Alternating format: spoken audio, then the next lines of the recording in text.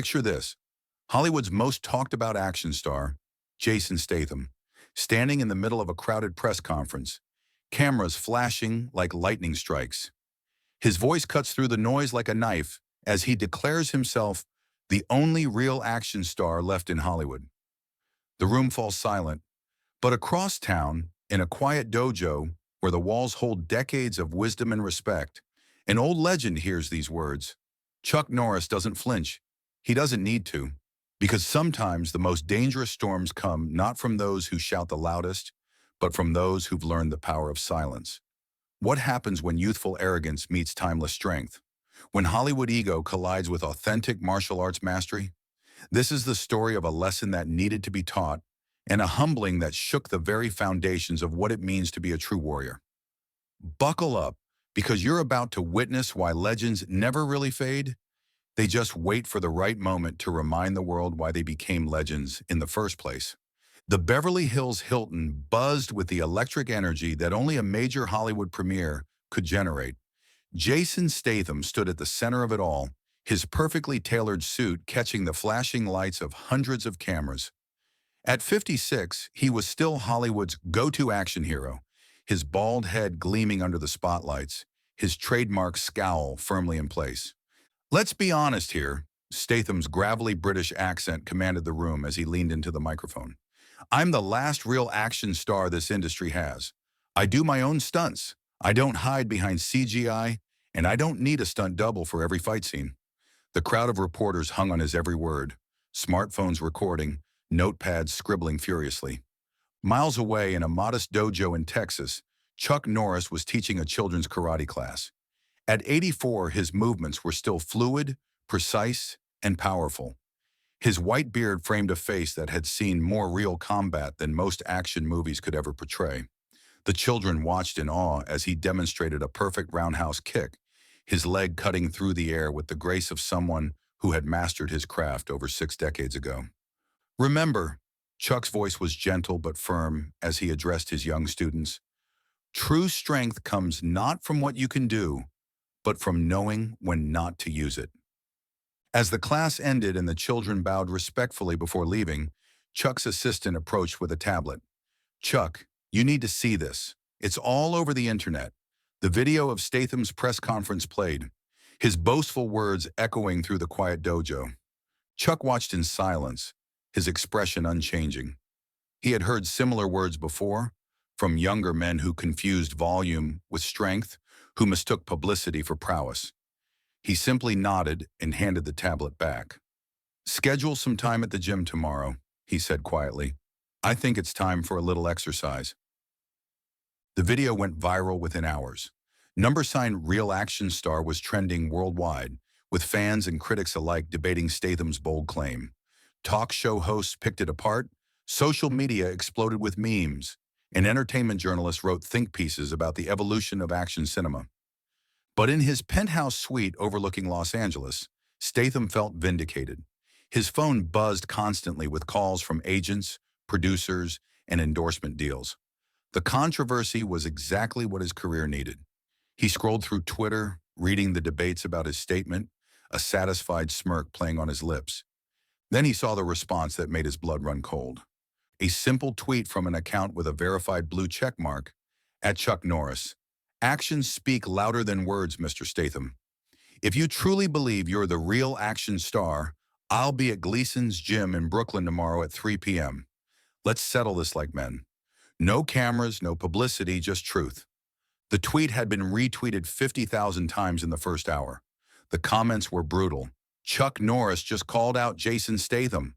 R.I.P. Jason Statham's career. The real legend has entered the chat. Statham's hands trembled slightly as he set his phone down. Chuck Norris. The man was a living legend, a martial arts master who had fought professionally, served in the military, and built an empire on authentic skill rather than Hollywood magic. But he was also 84 years old. Surely this was just an old man's pride talking. Yet something deep in Statham's gut told him this wasn't going to be as simple as he hoped. He had spent years crafting his tough guy image, but Chuck Norris had lived it. The difference between performing strength and possessing it was about to become painfully clear. Gleason's gym in Brooklyn was legendary in its own right. The walls were covered with photos of boxing champions and martial artists who had trained there for decades. The air was thick with the scent of leather, sweat, and determination. By 2:45 p.m., word had somehow leaked despite Chuck's request for privacy, and a small crowd of gym regulars had gathered, forming a respectful circle around the center mat. Jason Statham arrived precisely at 3 p.m., dressed in workout gear that looked more suited for a photo shoot than actual training. His entourage followed closely behind, his trainer, his publicist, and a bodyguard who looked more nervous than protective. Statham's jaw was set in determination, but his eyes betrayed a flicker of uncertainty. Chucknorris was already there, stretching quietly in the corner. He wore simple black martial arts pants and a plain white t-shirt. No fanfare, no entourage, no drama. Just a man preparing his body and mind for what was to come.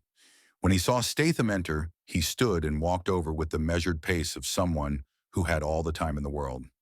"Mr. Statham," Chuck extended his hand with a slight smile. "Thank you for coming." Statham shook the offered hand, surprised by the firm grip and the genuine warmth in the older man's eyes. For a moment, he wondered if this was all just a publicity stunt, if Chuck was going to offer some grandfatherly advice, and they'd part ways with a photo op. "Let's make this simple," Chuck continued, his voice carrying easily across the gym. "You claim to be the real action star. I've been hearing similar claims for 40 years from younger, stronger, faster men. Some of them were right to be confident. Others learned valuable lessons about humility." The crowd fell silent. Even the sounds of other workouts in the distant corners of the gym seemed to fade away. "What exactly are you proposing?" Statham asked, his British accent sharp with tension. "A simple demonstration," Chuck replied. "You choose the discipline. Boxing, martial arts, even just physical conditioning. Whatever you feel showcases what makes you the real action star. I'm curious to see what that means to you." As they faced each other on the mat, time seemed to slow. In that moment, Chuck Norris's mind drifted back through the decades. He remembered the young man he once was, cocky and eager to prove himself in martial arts tournaments. He recalled the humbling defeats that taught him more than any victory ever could. He thought about the real fights, not choreographed movie sequences, but the raw, desperate moments when survival depended on skill, not script. He remembered his military service, where strength meant protecting others, not promoting yourself. He thought about the thousands of students he had taught, the philosophy he had developed, that true martial arts were about building character, not breaking opponents. Statham, meanwhile, was running through his own mental catalog of movie fight scenes, stunt sequences, and gym workouts. But standing here, facing a man who represented authentic martial arts mastery, he began to realize the difference between performing toughness and embodying it. "I choose hand-to-hand combat," Statham announced, trying to project confidence. "No rules, just skill." Chuck nodded slowly. "Are you certain?" "I'd prefer a demonstration of technique rather than a fight. There's nothing to prove here except what we already know about ourselves." But Statham's pride was fully engaged now. The crowd, the cameras, someone was undoubtedly live streaming, despite the no publicity request. His own reputation, it all demanded that he push forward. "I'm certain." "Then let's begin," Chuck said simply, settling into a relaxed fighting stance that looked almost casual, but radiated controlled power. The two men circled each other slowly. Statham moved with the calculated aggression of someone who had choreographed hundreds of fight scenes. Chuck moved like water, fluid, adaptive, and deceptively calm. Statham struck first, a combination of punches that would have looked impressive on camera. Chuck deflected them almost effortlessly, his movements minimal but perfectly timed. He didn't counterattack, instead stepping back and allowing Statham to press forward. For the next 60 seconds, it was clear to everyone watching that this wasn't a fight, it was a lesson. Chuck wasn't trying to hurt Statham, he was demonstrating the difference between Hollywood action and martial arts mastery. Every attack was neutralized, every aggressive move was turned into a teaching moment. The moment of truth came when Statham, frustrated by his inability to land a significant blow, overextended on a hook punch. Chuck stepped inside the attack with fluid precision, and in one smooth motion, he had Statham in a gentle but completely controlling joint lock. "This is the difference," Chuck said quietly, his voice carrying easily to everyone in the gym despite its gentle tone. "You're performing strength. I'm applying knowledge." He released Statham immediately, stepping back with his hands raised peacefully. "You're a talented actor and a dedicated athlete. Your movies entertain millions. But being an action star and being a martial artist are two very different things." Statham stumbled back, his face flushed with exertion and embarrassment. The gym was silent except for the sound of heavy breathing. The crowd watched with respectful attention, understanding they were witnessing something significant. "You want to know what makes a real action star?" Chuck continued, his voice taking on the tone of a teacher rather than a victor. "It's not the ability to throw a punch or do a stunt. It's the wisdom to know when not to throw that punch. It's the strength that comes from serving others rather than serving your own ego. It's the humility to understand that no matter how tough you think you are, there's always someone tougher, someone more skilled, someone who's been where you're trying to go." He walked over to where Statham stood, still catching his breath, and placed a gentle hand on his shoulder. "You've built an impressive career. You've inspired people, entertained audiences, and worked hard to develop your skills. But calling yourself the only real action star diminishes everyone who came before you and everyone who will come after." The weight of Chuck's words settled over the gym like a blanket. This wasn't about humiliation. It was about education. "Real strength," Chuck continued, "is lifting others up, not putting them down. Real martial arts teach you that your greatest opponent is your own ego. And real action stars understand that the most impressive thing they can do is inspire others to be better than they imagined possible." In the days that followed, the story spread through Hollywood like wildfire, but not in the way anyone expected. Instead of a humiliating defeat, it became a story of growth and learning. Statham, to his credit, didn't try to spin the encounter or make excuses. Instead, he posted a simple video on his social media accounts. "I met a legend yesterday," he said, sitting in his home gym. No makeup, no perfect lighting, just honest reflection. "Chuck Norris taught me something important about the difference between being tough and being wise. I've spent years building my reputation as an action star, but I forgot that the greatest action heroes are the ones who build others up rather than tear them down." The response was overwhelmingly positive. Fans respected his honesty, fellow actors praised his humility, and the story became less about conflict and more about mentorship.